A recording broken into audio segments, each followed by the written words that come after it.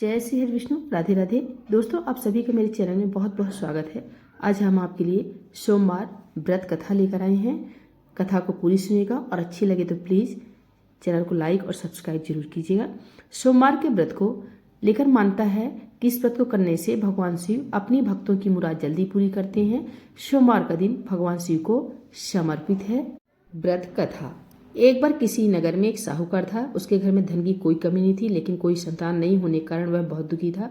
संतान प्राप्ति के लिए वह हर सोमवार को व्रत रखता था और पूरी श्रद्धा के साथ शिव मंदिर जाकर भगवान शिव और माता पार्वती की पूजा करता था। उसकी भक्ति देखकर एक दिन माँ पार्वती प्रसन्न होकर भगवान शिव से बोली कि साहूकार की मनोकामना पूर्ण कर दीजिए। पार्वती जी के आग्रह पर भगवान शिव ने कहा कि हे पार्वती, इस संसार में हर प्राणी को उसके कर्मों का फल मिलता है और जिसके भाग में जो है उसे भोगना ही पड़ता है। लेकिन पार्वती जी ने साहूकार की भक्ति देखकर उसकी मनोकामना पूर्ण करने की इच्छा व्यक्त की। माता पार्वती के आग्रह पर शिव जी ने साहूकार को पुत्र प्राप्ति का वरदान दिया, लेकिन उन्होंने बताया कि यह बालक केवल 12 वर्ष तक ही जीवित रहेगा। माता पार्वती और भगवान शिव की बातचीत को साहूकार सुन रहा था, इसलिए उसे ना तो इस बात की खुशी हुई और ना ही दुख। वह पहले की भांति शिव जी की पूजा करता रहा। कुछ समय बाद साहूकार की पत्नी ने एक पुत्र को जन्म दिया। जब वह बालक 11 वर्ष का हुआ तो उसे पढ़ने के लिए काशी भेज दिया गया। साहूकार ने पुत्र के मामा को बुलाकर उसे बहुत सारा धन देते हुए कहा कि तुम इस बालक को काशी विद्या प्राप्ति के लिए ले जाओ। तुम लोग रास्ते में यज्ञ कराते जाना और ब्राह्मणों को भोजन दक्षिणा देते हुए जाना। दोनों मामा भांजे इस तरह यज्ञ कराते और ब्राह्मणों को दान दक्षिणा देते काशी नगर निकल पड़े। इस दौरान रात में एक नगर पड़ा जहां नगर के राजा की कन्या का विवाह था, लेकिन जिस राजकुमार से उसका विवाह होने वाला था वह एक आंख से काना था।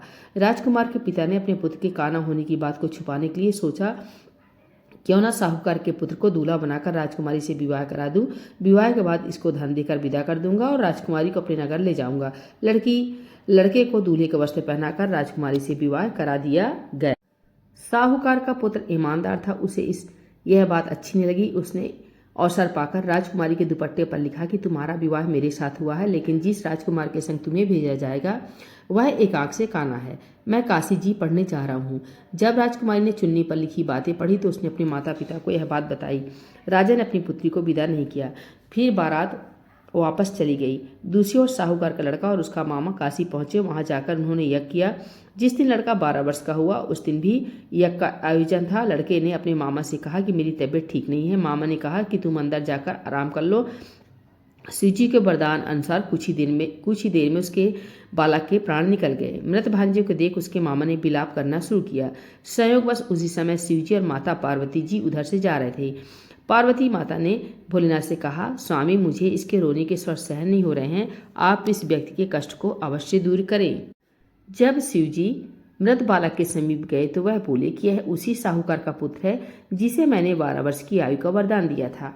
अब इसकी आयु पूरी हो चुकी है। लेकिन मातृभाव विभोर माता पार्वती ने कहा कि हे महादेव, आप इस बालक को और आयु देने की कृपा करें, अन्यथा इसके वियोग में इसके माता पिता तड़प तड़प कर मर जाएंगे। माता पार्वती के पुनः आग्रह पर भगवान शिव ने उस लड़के को जीवित होने का वरदान दिया। शिव जी की कृपा से वह लड़का जीवित हो गया। शिक्षा पूरी करके लड़का मामा के साथ अपने नगर की ओर वापस चल दिया। दोनों चलते हुए उसी नगर में पहुंचे जहां उसका विवाह हुआ था। उस नगर में भी उन्होंने यज्ञ का आयोजन किया। उस लड़के के ससुर ने उसे पहचान लिया और महल में ले जाकर उसकी खातिरदारी की और अपनी पुत्री को विदा किया। इधर साहूकार और उसकी पत्नी भूखे प्यासे रहकर बेटे की प्रतीक्षा कर रहे थे। उन्होंने प्रण कर रखा था कि यदि उन्हें अपने बेटे की मृत्यु का समाचार मिला तो वह भी प्राण त्याग देंगे, परंतु अपने बेटे के जीवित होने का समाचार पाकर वह बेहद प्रसन्न हुए। उसी रात भगवान शिव ने साहूकार के स्वप्न में आकर कहा, हे श्रेष्ठी, मैंने तेरे सोमवार के व्रत करने और व्रत कथा सुनने से प्रसन्न होकर तेरे पुत्र को लंबी आयु प्रदान की है। इसी प्रकार जो कोई सोमवार व्रत करता है या कथा सुनता है और पढ़ता है उसके सभी दुख दूर होते हैं और सभी मनोकामनाएं पूर्ण होती हैं। बोले भोलेनाथ भगवान की जय। माता गौरी की जय।